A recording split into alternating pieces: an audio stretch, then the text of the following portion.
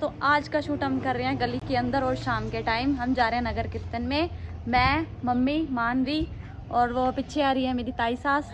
हम लोग जा रहे हैं और इधर से भी आवाज आई है, चाची जी हो रहा है ताई जी हो रहा है अभी हम वहाँ पे पहुँचने वाले हैं जहाँ पे नगर कीर्तन वाले पहुँच गए हैं।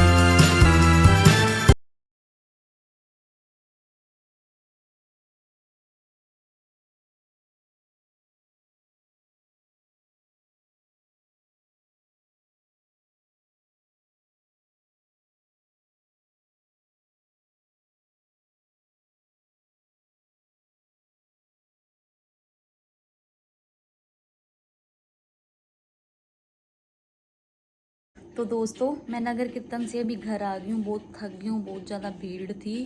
ज़्यादा दूर तो नहीं चले थे हम, घंटा 1.5 घंटा गए थे, बट बहुत ज़्यादा थक गए थे। तो दोस्तों आपको मेरा ये ब्लॉग कैसा लगा, लाइक वन शेयर ज़रूर करिएगा।